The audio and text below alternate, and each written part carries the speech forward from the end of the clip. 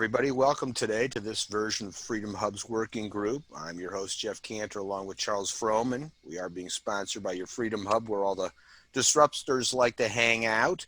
We do want to remind you that all of these shows are recorded for posterity. They're on all of these various channels, depending on which one you favor.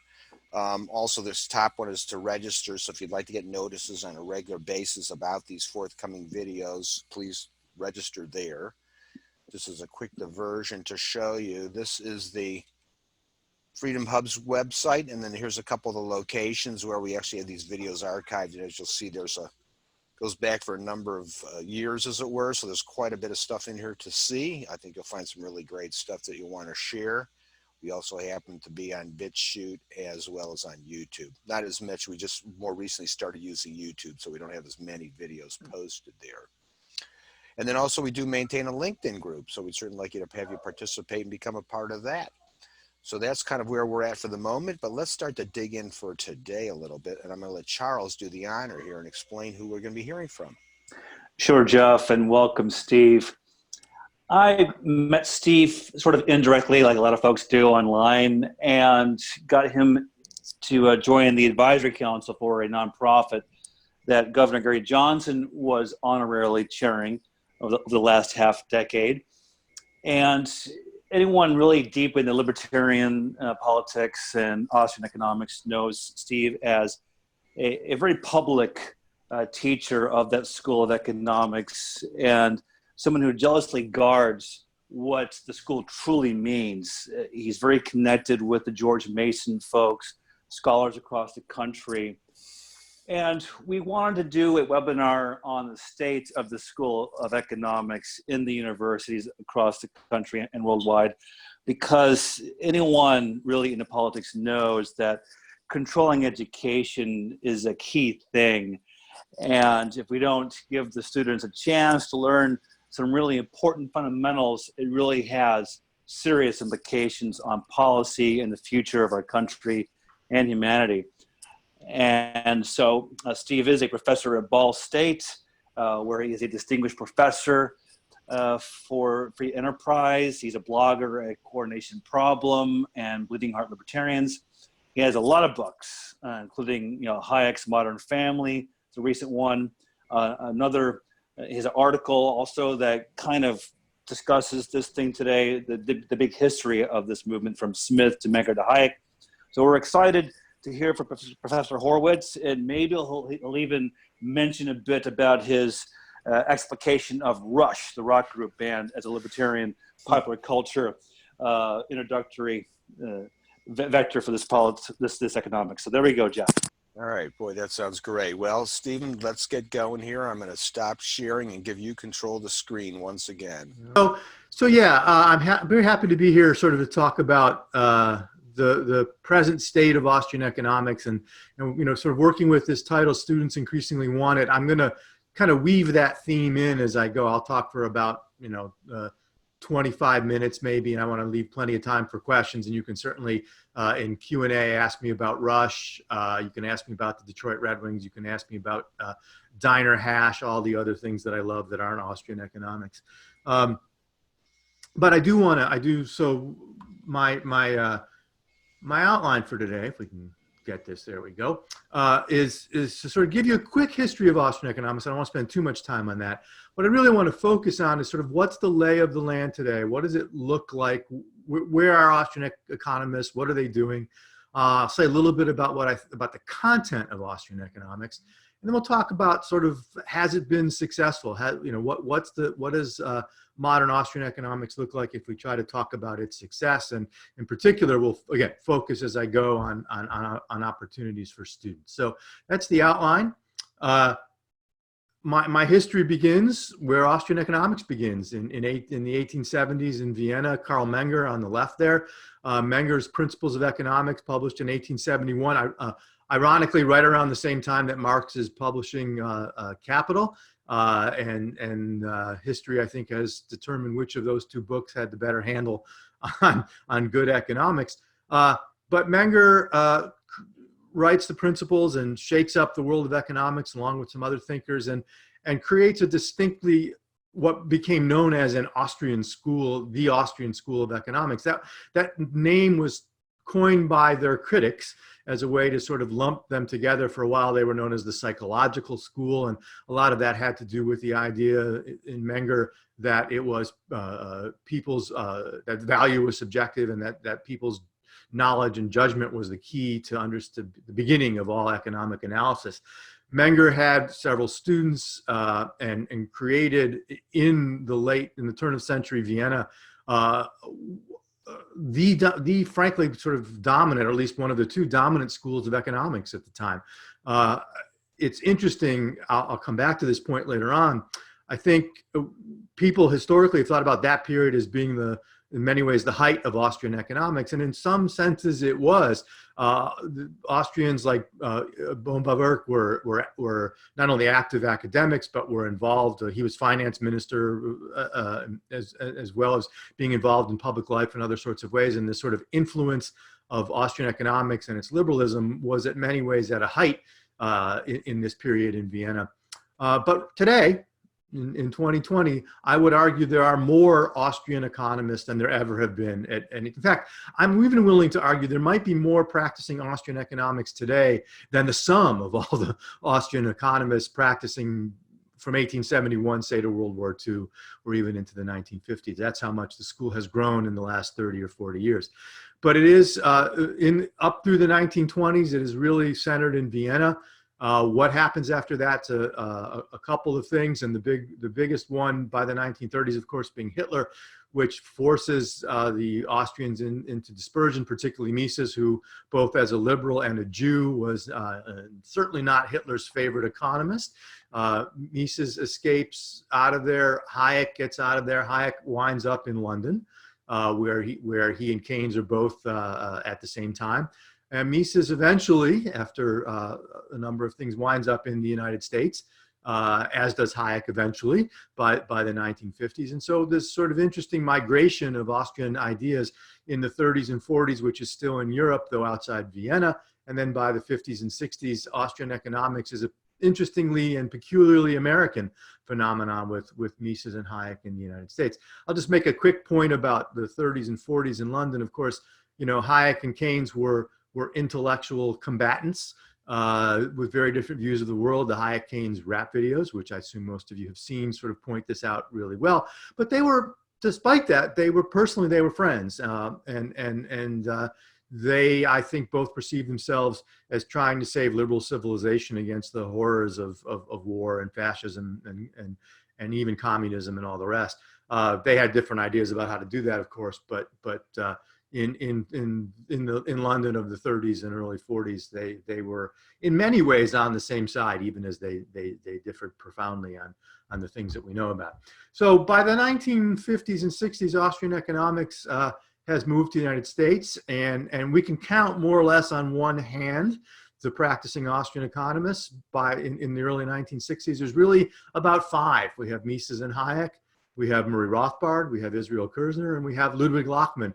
Lachmann's based in South Africa, but he begins to come to the United States in the 60s and 70s and becomes, by the 70s, certainly more of a known name. Here we have the 1970s, and that is really the revival of Austrian economics, again, which takes place in the United States. 1973 to 75 is the key period. 73 is Israel Kirzner's book Competition and Entrepreneurship, which not only established a clear Austrian view of microeconomics, but did so by comparing it explicitly with what was happening in the mainstream at the time. That book still is worth reading today to understand the distinct Austrian contribution. 1974, Hayek wins the Nobel Prize, another huge moment for sort of conferring legitimacy on the Austrian approach.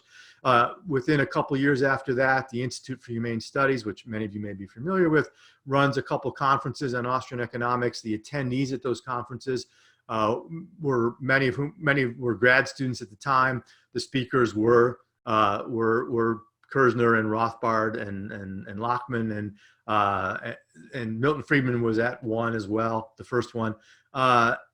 what's interesting about all that is that the graduate students who were there, the young folks who were there, even some undergrads who were there, are now all many of them are very prominent names in Austrian economics today. And those conferences were crucial in providing a sort of forum. And there were a couple books that came out of that with the papers that were presented there.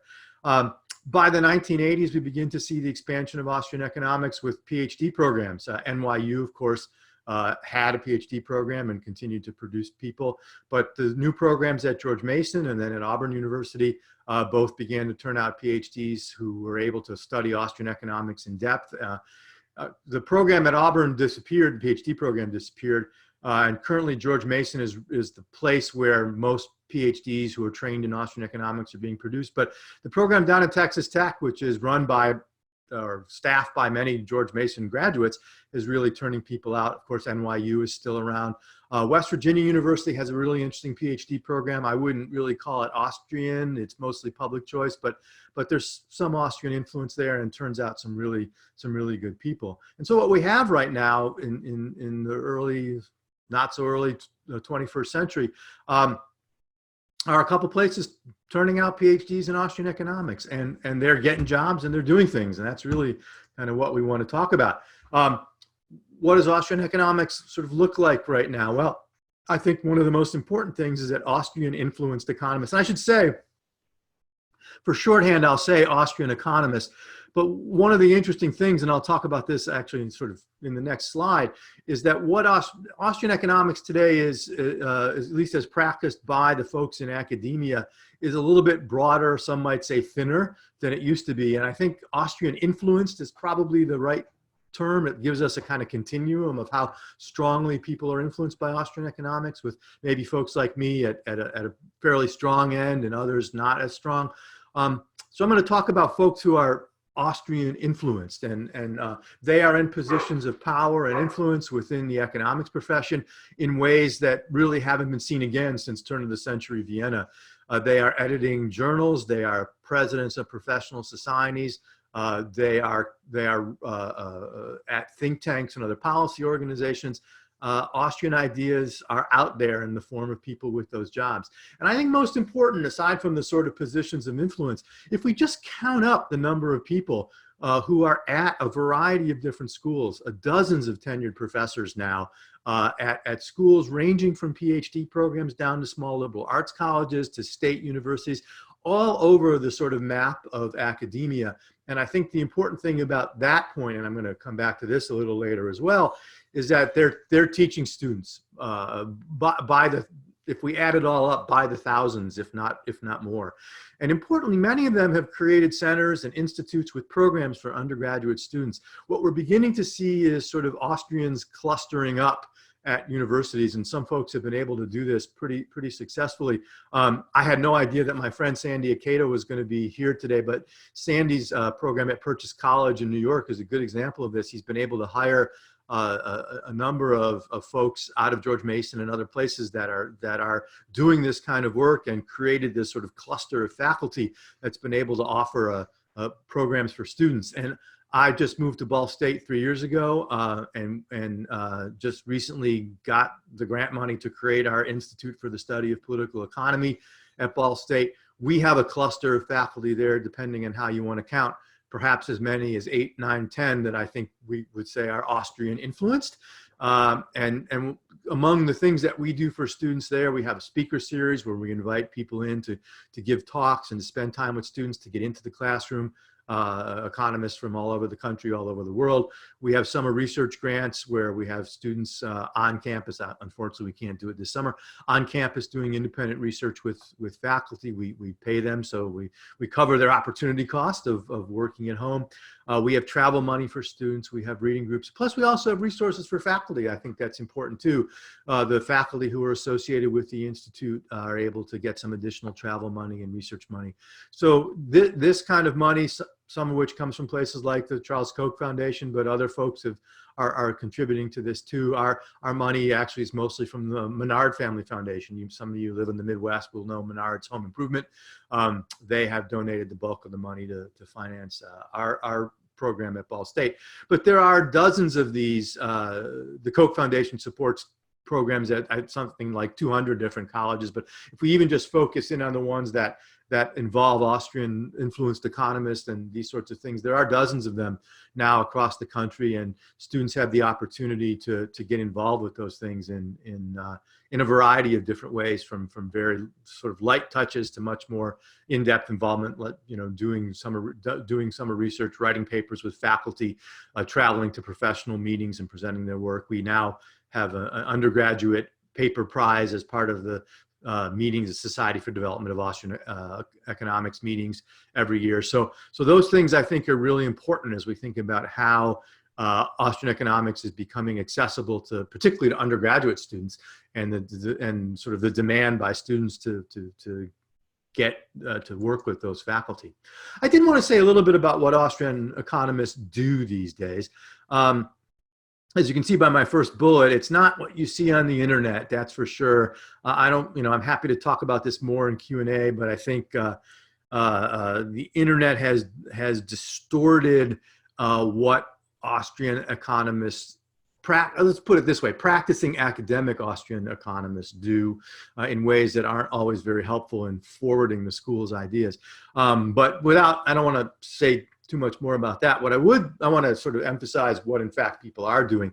I would say that these days the emphasis among Austrian trained economists is on a broader notion of political economy, which combines the ideas of Mises and Hayek and the Austrian school with the ideas of other economists and other schools of thought, in particular public choice and the work of Jim Buchanan, won the Nobel Prize in '86, and then also the institutional analysis worked associated with Indiana University, the so-called Bloomington School.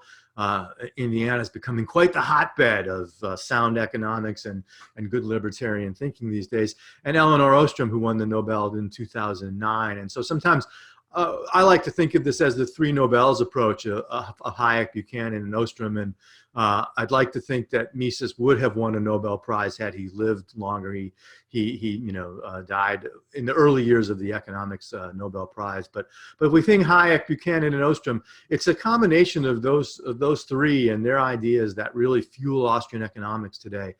And the key is that the academic Austrians are using those tools to try to address the questions that interest mainstream economics. And the goal here, I think, is to offer better explanations for those questions and for those puzzles that those economists are interested in, without sort of pounding the podium about why our methods differ and why we do it better. While I think what many of us are doing is praxeological, to use a term that gets knocked around a lot, right? What you don't see in this work is a lot of people using that word praxeology and simply doing the work rather than saying, having to make a big deal about here's what we're doing. And I think one of the other goals is to not engage in a kind of bashing of mainstream economics or pay a lot of attention to internal debates among Austrians, although of course there's some of that always goes on. The idea again is to say, look, we have a way of approaching the world. We want to get on with the doing of economics and political economy. We want to take those tools. We want to look at the same questions that you guys are looking at, neoclassical economists, Keynesian economists, whomever it might be, and behavioral economists, and say, we have a better explanation for that phenomenon than you do. That's, I think, really the way that to think about it, is that our tools, our way of going after this gets to better results, and that the kind of things that we can do by widening what we consider to be theory, not just mathematical models, widening what we consider to be empirical evidence, not just statistical econometric data, but not excluding that necessarily, but including a wide variety of other kinds of historical evidence that might help us offer, again, better explanations. And so I think that's really important, right? I think for a long time, Austrian economists were sort of much more defensive, and understandably so, in a time when there were very few and they were much more under siege. But as you can see, with people getting jobs and being placed in positions of influence and power, I don't think there's the perceived need to be as defensive anymore. And so Austrian economists are just saying, here's who we are, here's what we do. We're just going to try to show you we can do it better, explain these things, and do economics and political economy better than you can. And I think that's a really healthy development in a whole bunch of different ways. So what are we researching? What are Austrian economists talk about? Well, we've always liked to talk about money and banking, and it's one of the areas that Austrians are distinctly different from the mainstream and from much of economics. Certainly the longstanding criticism of central banking, which finds its finds its way or is sort of embedded in the Austrian theory of the business cycle. And the Austrian theory of the business cycle is still, I think, plays a significant role in what modern Austrians are talking about. It helped, interestingly, by the 2008 crisis, right? Which the housing crisis, that boom and bust, with some minor adaptation, fit the Austrian story really, really well. There are a number of good books and essays about this. One of the first was Tom Woods' book, which came out very quickly after the sort of crisis began and broke, and there's been several others. If you're looking for an easy read, Pete Becky and I have a piece that came out at FEE, at the Foundation for Economic Education, called "The House That Uncle Sam Built." If you Google that title, you'll find it. That sort of puts this into very, very accessible form. But all over the place, right? The Austrians have been using that cycle theory to try to analyze what happened in the early 2000s and 2007, 2008. But there's also been a lot broader work on macroeconomics. My own book in 2000 would be among those. And there is a younger generation of monetary theorists who I couldn't be more happy to see writing, who are really tackling these issues head on in a whole bunch of ways, looking at the Fed, critically at the Fed, looking at monetary history, looking at alternatives such as free banking. One of the places to find this work is the AIER Sound Money Project. That's the American Institute for Economic Research, has just cranking out great stuff. Those young guys cranking out great stuff on monetary economics, on central banking, on monetary policy and monetary reform. All of it very Austrian influenced. Again, it's not stuff that necessarily pounds the table about how Austrian it is, but certainly you can find that. And another person you should be following is George Selgin at the Cato Institute, who again is an Austrian influenced monetary theorist who blogs and does a lot of good stuff. Two other areas that Austrians have been writing about, I think, that are important. One, economic history. I think Austrians have become really interested in these questions of how markets and civil society solve, and in the past solved, problems that we historically believe required government intervention, right? This is this telling the story better, right? How we see a lot of narratives about how government was necessary to deal with this problem or that problem. Great example would be the Great Depression, New Deal type stuff. And Austrians have tried to tell different historical stories by looking at a broader range of evidence, bringing different theoretical frameworks to the conversation, and just simply tried to say, look, you think you have the story right, we think we have a better one, one that emphasizes the power of markets and civil society. I think the other big historical project is documenting the ways in which markets have contributed historically to human well-being, have transformed the ways that we live. She would certainly call herself an Austrian economist these days. Deirdre McCloskey's work, I think, fits in here. Again, if I can plug some of my own stuff, this is a set of questions that I'm particularly interested in. Others, Don Boudreau writes about this stuff in popular ways a lot. So that's another area of research. And finally, economic development. What institutions promote prosperity? Why is so much of the world still poor? How do we help the parts of the world that have not done as well to do better?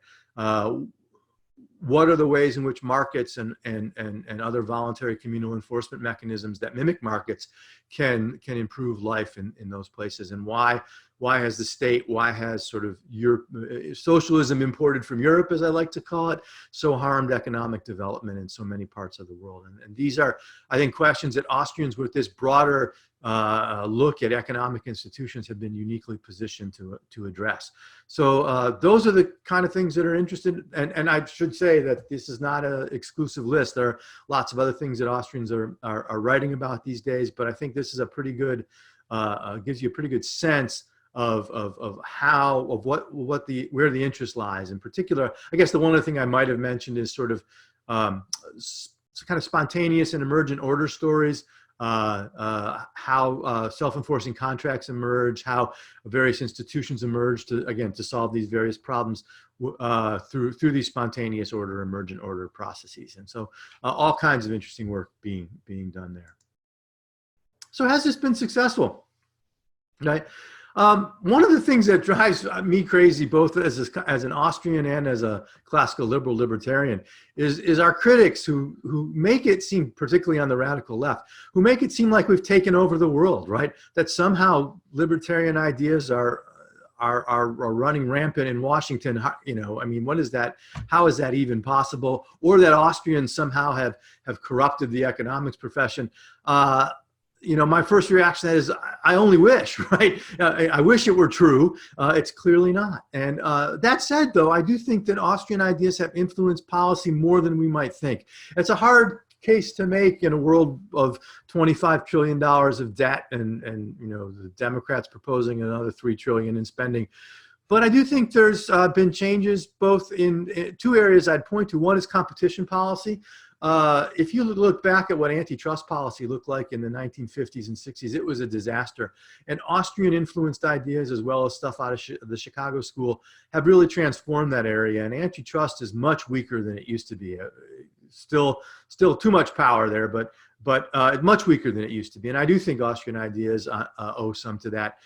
Thinking about the power of entrepreneurship and the role of entrepreneurship in economics and its importance in policy, Austrians have definitely contributed to that conversation. And I do think on the money and banking front, there is more criticism of the Fed than there ever used to be. Ron Paul, you know, whatever his flaws, gets some credit for keeping that in the limelight. But I think that the work that Austrians have done, the Austrian monetary economists have been doing really since, you know, well, Rothbard certainly, and then in the 1980s, the free banking theorists have made people more cynical and critical of the Fed.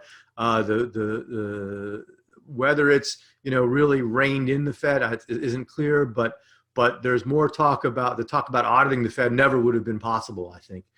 Before. So again, some influence there, more than you might think, but less than our critics think. If only we were as powerful in that sense as they are. What about influence within the economics profession? Well, again, as sort of I've said, editors, officers, the centers and institutes, all these things that we've been talking about when I was in grad school in the late 80s, I don't think I could have dreamed that 30 years later, Austrians, in fact, would be doing this well. I mean, we were, you know, thinking, are we even going to get jobs with a George Mason PhD? And those of us, we did. And not only did we get jobs, we've been able to many of us have parlayed that into really good jobs and into influence in a whole bunch of different ways. Publishing at major journals, Austrian influence economists are doing it. We have the Society for the Development of Austrian Economics has sessions at the Southern Economics Association meetings every year. We started off with a handful, like 6 or 7, and now we have 11, 12, 13, 14 sessions there, and they are consistently among the most popular. And that meeting is very much a place where Austrian economists gather and share their work and in large numbers. And as I said before, GMU and Texas Tech in particular these days are cranking out the PhDs, replicating this work. What we're seeing is those PhDs are coming out, they're getting jobs at good schools, they're getting tenured, they're creating institutes and centers, they're then able to help hire other faculty, and we get, again, these clusters. I should mention another one at Creighton University in the Midwest is another place where I think interesting things are. So again, what's the effect of this? The effect of this is that we're bringing students through these programs and through these faculty. Hundreds of students working closely with Austrians in these centers and institutes and their programs. I'm willing to say tens of thousands. I tried to sort of guess how many students I've taught over a 30-year career. It's a large number, and if you multiply that by the number of folks who are, you know, who are Austrian influenced, who are teaching, many of them teaching more people than I am in a given year. We have Austrians doing those big lecture classes at places. Tens of thousands of students over the years who are being reached in the classroom by Austrian influenced faculty. Sort of making a list of the dozens of schools where this is taking place. I'm not sure I know them all. And what this says is that one of the ways to change the world is to think one mind at a time, right? What we do is we teach and we mentor students. That I still believe is the best way to change the world. I'm a cynic about electoral politics. I think it has its role, but in the end, we change the world one student at a time. And they don't have to all go to PhD programs and become Austrian, economists and do all the things that I do. Replicating ourselves isn't necessary. Plus, it's bad for our wages as you increase the supply of Austrian economics, wages go down. But I do think one of the most gratifying things for me is to see my former students contact me years later and to sort of say, here's what I'm doing now, and here's how the things we talked about in class still matter to me and how I still use them. And it may affect how they vote. It may affect who they, what they teach their kids. All kinds of ways that we don't know what that influence looks like. But boy, there's been a lot of students who've passed through the classroom doors in the last, I'd say, 20 years since the Austrian revival has taken place.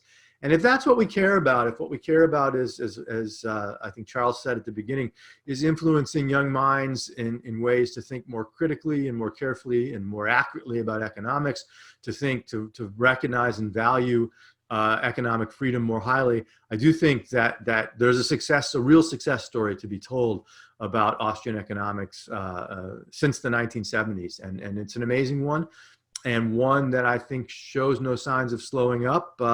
Assuming there's universities to come back to at some point, which I think there will be. So let me stop there. I'm going to take the screen sharing off, and I'm happy to take your questions. I assume that Charles or Jeff will moderate. I know we're going to use the hands to do that. So I'm all yours. All right, let's have at it. All right, Steve, that was really very good, and it's nice to see that there is that growth, and we definitely got some hands up. I'm going to toss a couple things out here at the onset.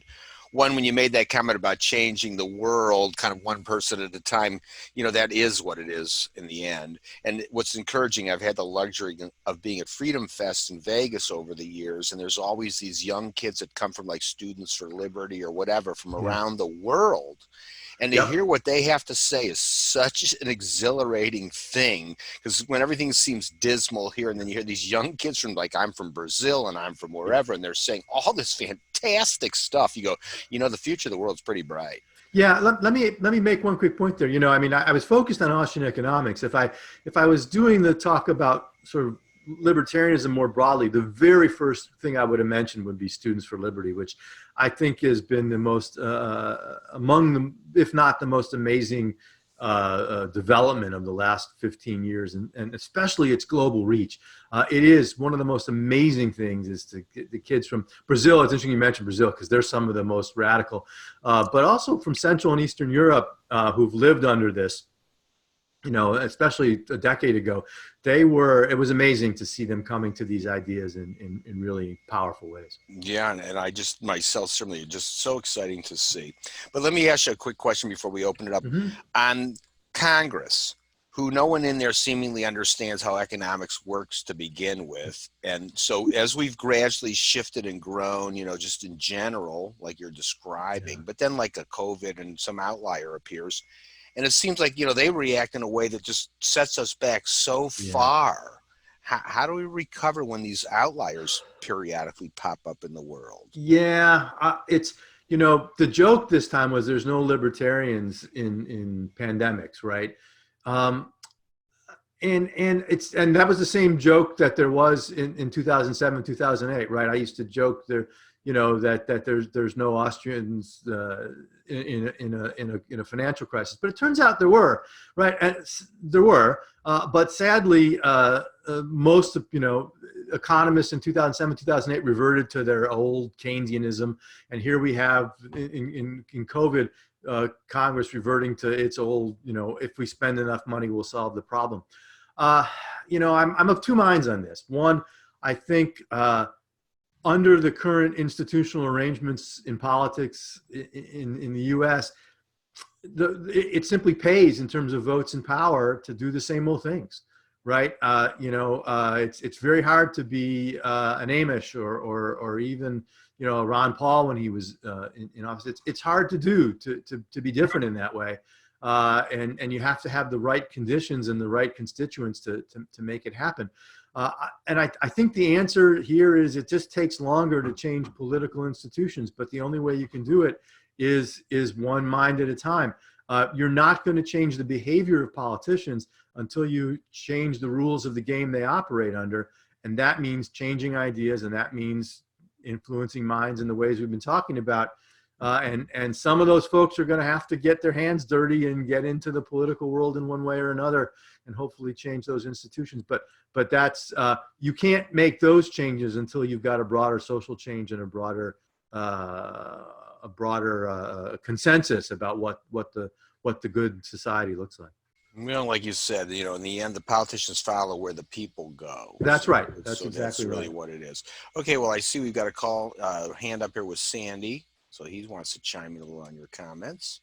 Hey, yeah, thanks a lot, Steve. That was really good. Enjoyed that a whole lot. When I saw the title for this talk, that students are increasingly wanting Austrian economics, so I thought you did a really good job explaining sort of the supply side of that.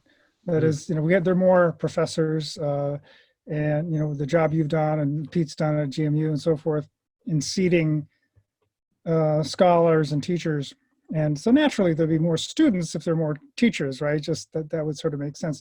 But I think on sort of the demand side, I'm wondering if you could address, or if you want to address the question, what is it about Austrian economics compared to, mainstream economics, micro, macro, that you think might be more appealing or, or not? Yeah, that's a great question. I think there's a couple of things.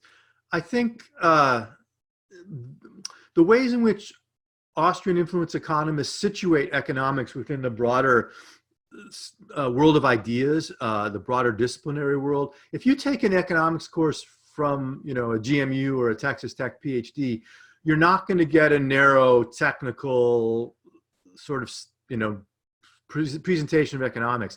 It's going to be a presentation of economics, I think, that does two things. That sees it as having this place in the broader world of ideas, that enables you to sort of see its relevance for current policy issues, for all those kinds of things. And I think that when students encounter that in an intro course in particular, that stimulates the demand, as it were, for more. Right? Why do I want to keep taking classes from this person or people who teach this way? It's because this is a lot more interesting, right? And I see applications of it a lot more than I would in other classes. I think the other part here is that sort of the economic way of thinking is really powerful. And again, most Austrian influenced economists, sort of aside from the interdisciplinary or cross-disciplinary or policy angle, just love economics and love to teach the economic way of thinking and get students to think in terms of marginal benefit, marginal cost, and to sort of see these what the students would never have thought of as being economics related questions and problems now all of a sudden make sense in the light of economics.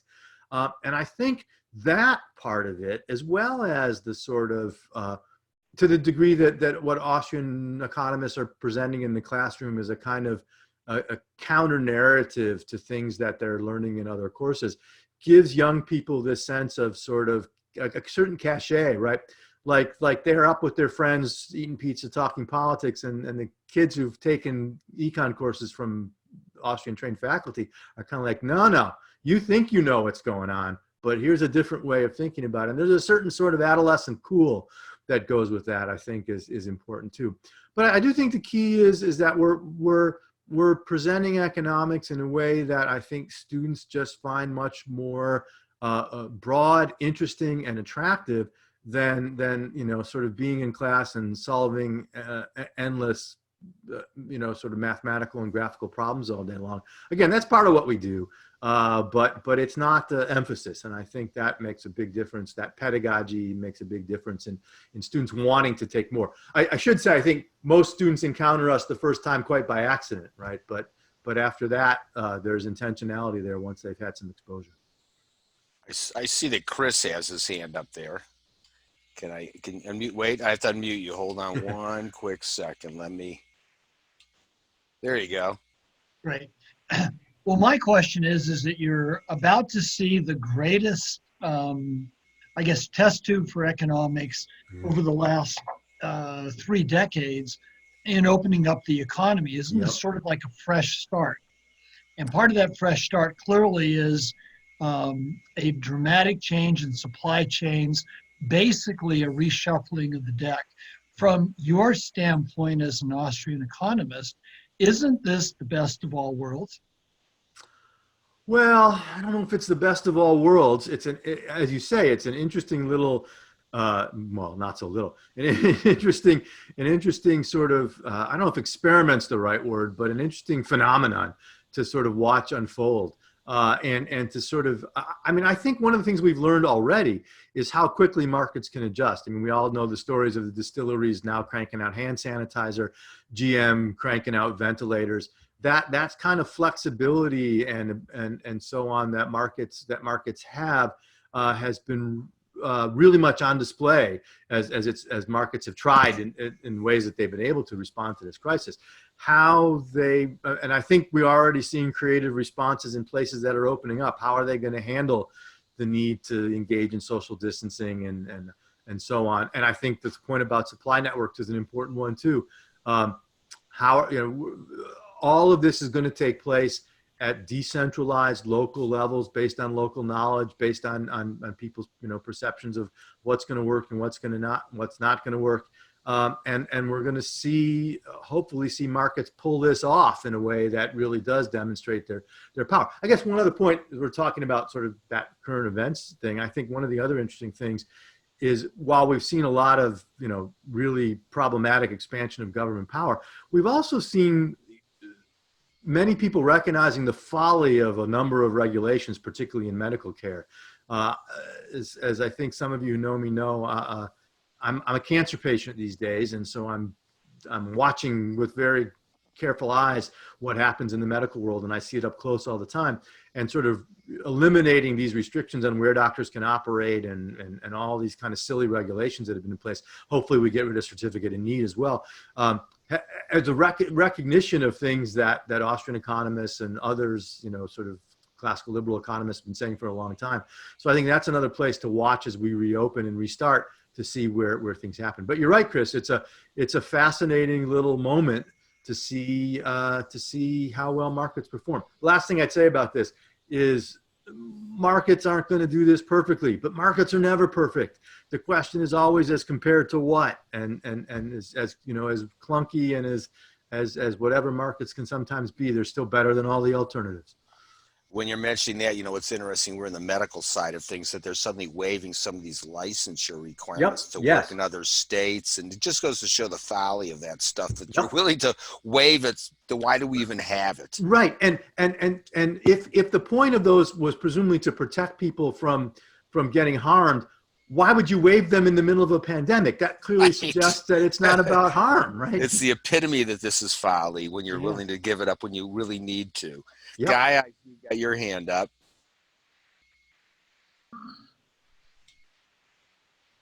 Are you there? Let me see. I might have to unmute you. Guy, are you able to unmute yourself? There we go. Can you hear me? Yes. Yep. Okay. So, Steve, I was curious, since the Federal Reserve is so secretive, is there any good source on the history and the inner workings of the Federal Reserve? Or? There are some good ones out there. It's one of the best on the history is Alan Meltzer's 2-volume. It's a massive detailed history if you're really a Fed person. His 2-volume book is really good. One of the best histories of it's not so much a history of the Fed, but a history of the sort of banking in the United States is Richard Timberlake's book. The title something like Monetary Institutions. I'm blanking on the title, but if you Google Richard Timberlake, I think it was a Cato book back in the early 90s, 91 maybe, a terrific book. There's a lot of bad stuff written about the Fed, sort of conspiracy theory type stuff, and that I don't think you need that. The Fed's bad enough. You don't need to tell stories that that make it wrongly worse than it is. I think those are a couple of good places to start. The secretiveness of the Fed, we don't know a lot of the details about where its investments are. I think that's the logic behind the audit, and I think the good thing about the audit, it doesn't really solve any problems, but it forces the Fed to sort of pony up. So I think we have a pretty good understanding of how the Fed conducts policy. That's pretty standard stuff in money and banking textbooks. What we don't know is the gory details of where all the money goes. I don't think it's, I think if we audited the Fed, what we find out is it's bad in the sense of it's going, there's private people benefiting from it, but it's not the sort of really ugly kind of story, various degrees of ugliness, I guess, that you see among sort of the more conspiratorial critics of the Fed. So I don't know if that's a helpful answer or not, but if you're looking for a history of the Fed and really looking for sort of Meltzer's 2-volume work is great. Some of the Rothbard stuff on the Fed, early on in the Fed is okay. I think we know a lot more about it now than we did when Murray was writing that stuff. But he's got a couple pieces on the Fed as a cartel back in the 80s. That's a pretty good piece. That's I think accessible. It's accessible reading, hard to find sometimes, but accessible reading. Just to follow up then, I've been wondering lately, is the federal policy, government policy, is that driven by the Fed, or is it the other way around? It's certainly true that you can't spend a lot of money without being convinced that the Fed is willing to help out in terms of buying up bonds and being willing to sort of make that possible. So in that sense, the existence of the Fed makes it possible for lots of for the growth in government to take place. But that's not to say the Fed's dictating policy. It's just the mere existence of the institution of a central bank, and particularly one that's pretty confident that people that it can buy up those bonds and it can create funds and people will accept it. The existence of that kind of institution makes it. I mean, think of it this way, right? If you have a printing press in your basement that can crank out perfectly counterfeit 20s that nobody's going to notice, you're going to spend a lot more money than you would otherwise, right? That's the kind of bare bones analogy here. Yeah, I'm just wondering if militarily, like when we went into Libya, if that was. I don't think the Fed's making that happen, but certainly there's a long history. I mean, most central banks, including the Fed, came into existence as a way to finance wars that weren't popular. Right. If you look at almost every major expansion of federal government power in money and banking in the United States, it's connected up with wartime, with the exception of the Great Depression, which, and the Roosevelt ending the gold standard, which of course, I mean, if you want to talk about the equivalent of war, certainly. It also explains why inflation became a problem during Vietnam.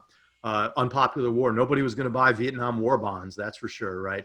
And so the existence of a central bank lets you finance that in ways. Bank of England, going back hundreds of years, again, created as a tool to finance war. I think I always wanted. A friend of mine made one for me, but I have a bumper sticker I don't put on my car. But it says "Free Bankers for Peace," and I think that abolishing. You really want to abolish war, abolish central banking. That's take away the source of the funds. That's a way to start. Yeah, I just wonder if they wanted to bolster the dollar. No, I don't think it's that. I don't think it runs that deep. Okay, thank you. It's a good way to talk about it as far as in the context of war. Kishore, I see you had your hand up.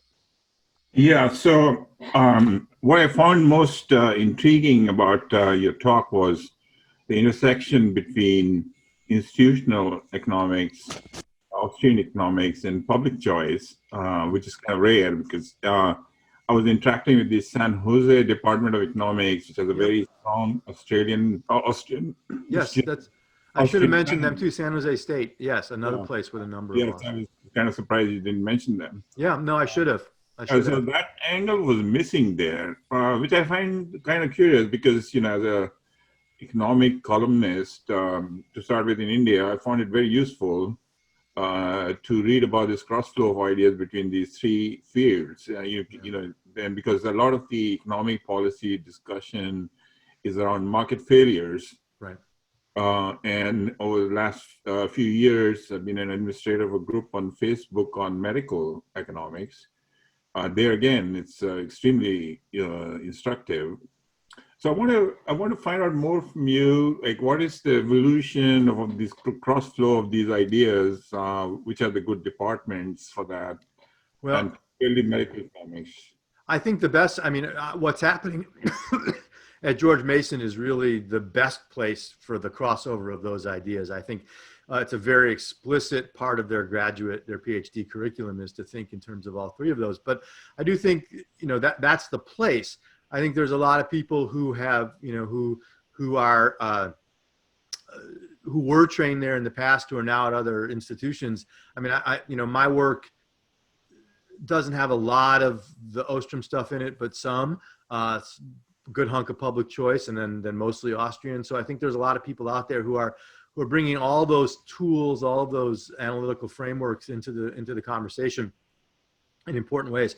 But I do think the place where you see it the most is at George Mason, and people who are associated with that program, either graduates or faculty there, are the ones who are trying to bring all of those in. And I think that sort of political economy approach is where it's at, trying to understand how markets work, why governments tend to fail, and how people can solve problems outside of that strict market state dichotomy. That's the best way to think about those questions of political economy. Very nice. David, I see you've got your hand up.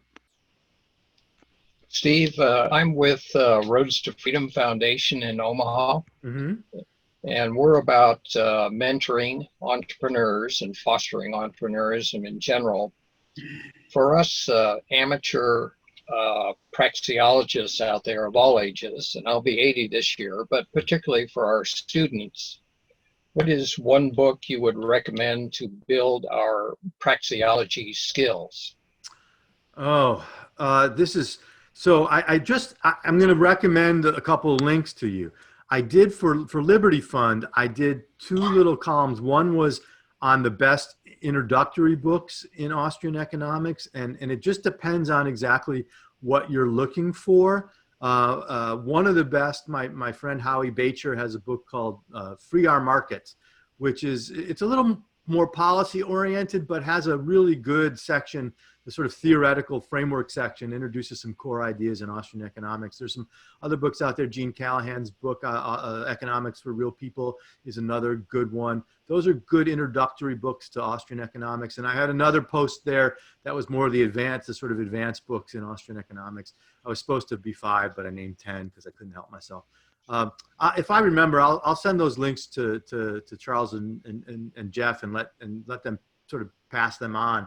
But if you Google my name and EconLib and Austrian economics, those should turn up pretty quickly. I think that's a good place to go, because one of the things there is it talks about the 5 introductory books are all a little different, and it gives you an opportunity to sort of see what they're about and decide which ones might be for you. All right, we're kind of winding it down here a little bit on our timetable, but I see, Ed, you have your hand up. Yep. Hi, can you hear me okay? I can. Yes. Super. Professor Horwitz, I wanted to ask you about something that is sort of related to what this group is about, and that is, what do you think the influence of subscription-based pricing is on from an Austrian perspective, especially with regard to things like direct primary care? I think this has just been a really interesting innovation in pricing. Yep. And what you'll see, some of the companies that have done best during this crisis have been those that have moved to a subscription-based price.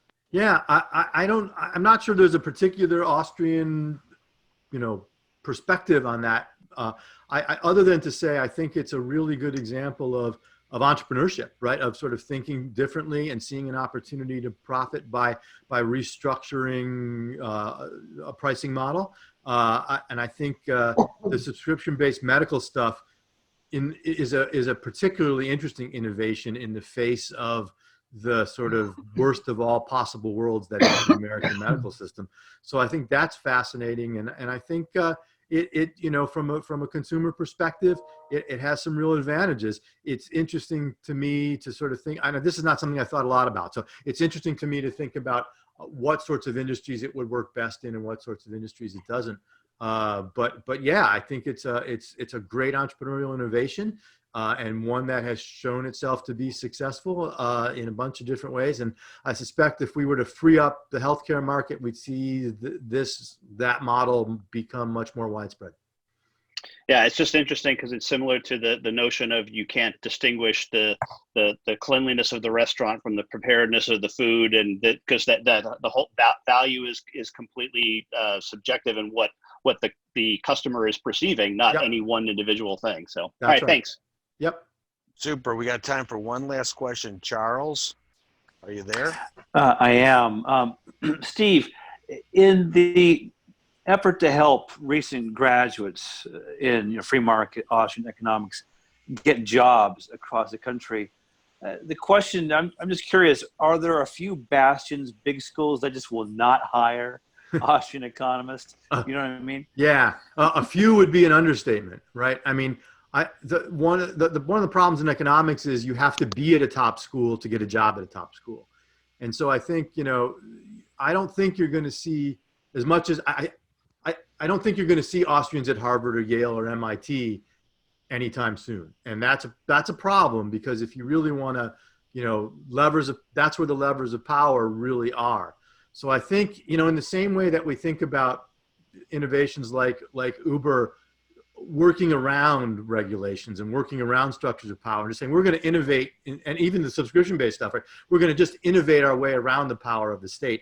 I think one of the things we're seeing happen with Austrian economics is we're just saying, to hell with you guys, right? We're going to establish ourselves in the best schools that we can. And I think that's important, right? We still want to recognize getting jobs at good schools is what we want, right? But we want to, by sort of slowly working our way up the ladder and getting these journal editorships and professional society stuff, that we're just going to keep creeping up, and you're going to have to pay attention to us. And I do think that the powers that be within economics are paying attention to us.